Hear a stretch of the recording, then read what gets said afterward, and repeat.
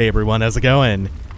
I'd love to say welcome back to Let's Play Bloodborne, but this really isn't a return. Instead, what we have today is something bite-sized, but very cool nonetheless. We're gonna be fighting some cut bosses. Yeah, you heard that right. We're doing that through some hacked chalice dungeons. These chalice glyphs should be available to you at any time, so long as you have the very first chalice after Bloodstarved Beast. And a reminder, you can search specific glyphs like this. It's really simple. You just have a chalice with some specific content that someone shares. You get the code from them and search it at the chalice gravestone in the Hunter's Dream. And I'll leave the codes that we're using today in the description. Yeah, place name, my favorite Bloodborne location. So, you can see that these are not properly implemented. That's very funny, the way the music abruptly stops. These are not properly implemented. Again, these are hacked chalices. Oh, that's how it's gonna be. This thing is probably gonna attack us as soon as we get close to the fog gate. So this is a general reminder. If you're gonna do this, please back your saves up in the cloud or on a USB drive. If you have PS Plus, that's ideal.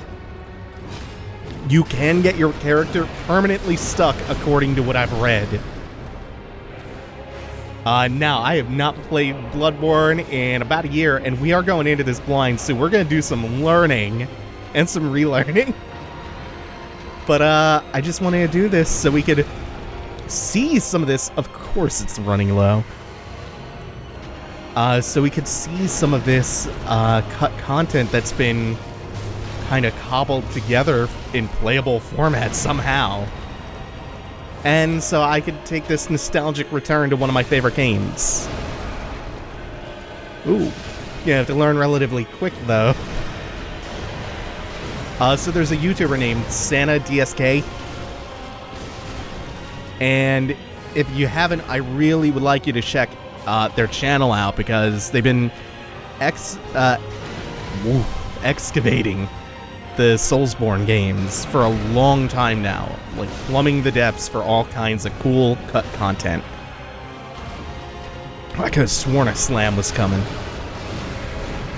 They and a few others developed some tools and methodology for pretty much busting Bloodborne wide open in the last month or so. They've probably been working on it for a while, but the fruits of those labors just recently came to fruition.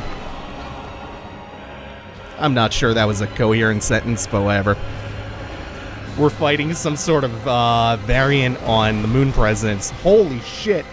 And he can do crazy-ass Ebrietas dives and charges. Wow. It also looks a little bit like the one Reborn. Like, way less cohesively put together. Oh, damn. He hits like a truck. It's quite hard. Alright, so I think I have this time. I could take a death. Woo, right here. This is turning out to be the toughest part of the fight, is just getting into the room while he tries to box you in and ruin the camera. So I think I left off talking about Santa DSK.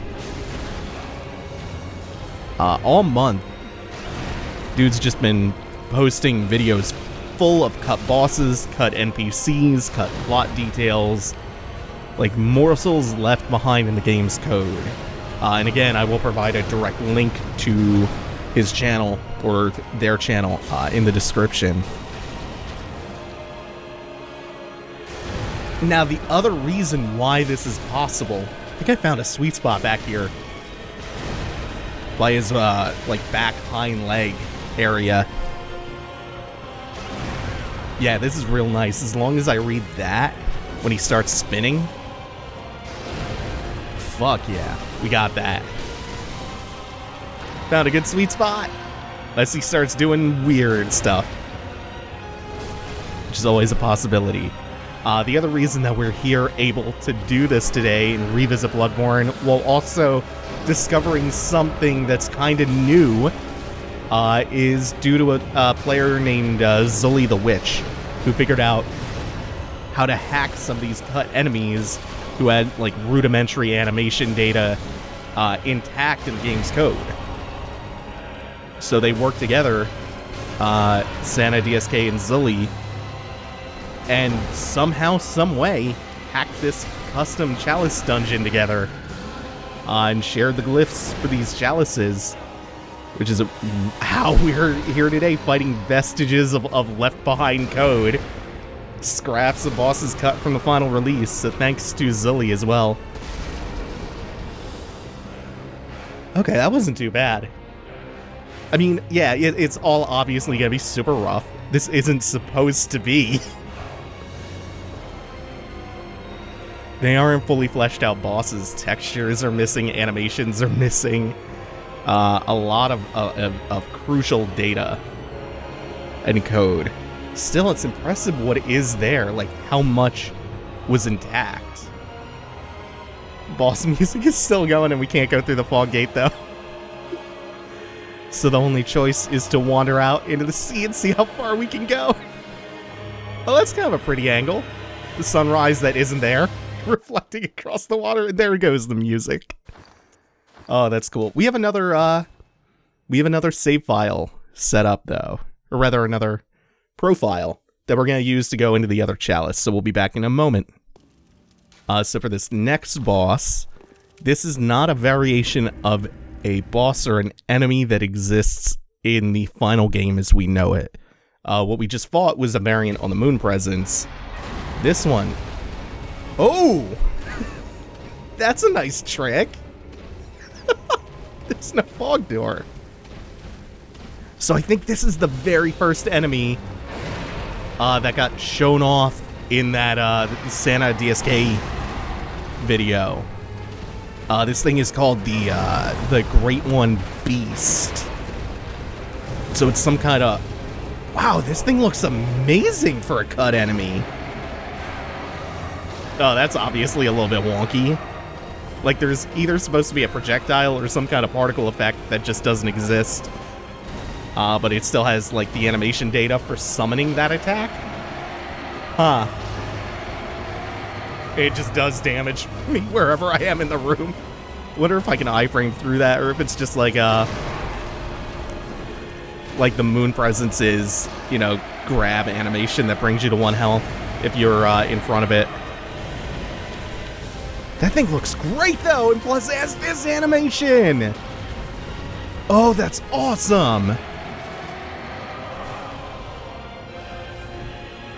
I am shocked at how detailed this model and all of its effects are. Like, this was very close, it looks like, to being, like, content complete. Fuck, I wonder why this wasn't just a regular Chalice Dungeon boss. Because the implication seems to be that this is some kind of monstrous hybrid between King of the Cosmos and Beast. Or more directly, like a bestial Great One. I just want to see if it has more to its moveset. Oh? Does it have like an Abriatus style point blank AoE aura? Damn, that's so good. We're playing with our food too much. I want to see if it goes up on its hind legs again. If it does anything from that state. Because that would seem to indicate... Whoa! Okay. Yeah, it does do some kind of new shit. It seems like it was designed to have multiple phases. But maybe the attack data for that other phase is just missing. Alright, not getting fooled this time.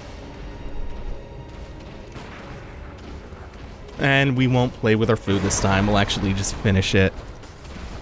And then we'll see if we can get outside this room.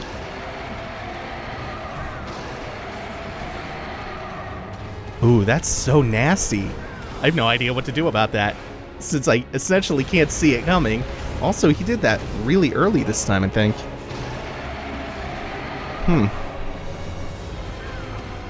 Oh, as long as he doesn't do what finished me that first time? Again?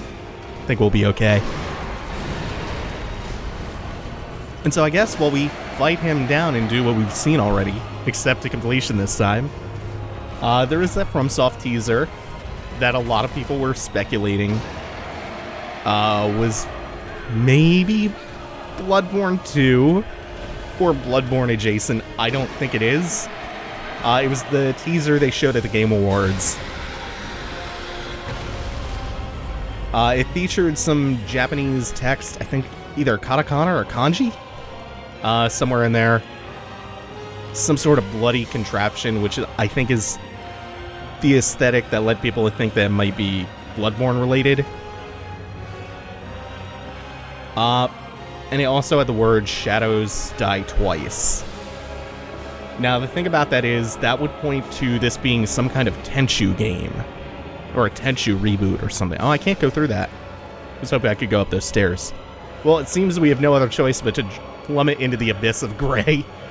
Shadows Die Twice, I've been told, is a phrase that the main villain of that series, or one of the main antagonists, I'm not super familiar with Tenchu, tells the protagonist in one of the games. So it would appear to be a Tenchu game. And I think with that, unless some more cool stuff surfaces for Bloodborne, that is going to do it for now. Thanks for watching, everyone. Take it easy. Have a good one.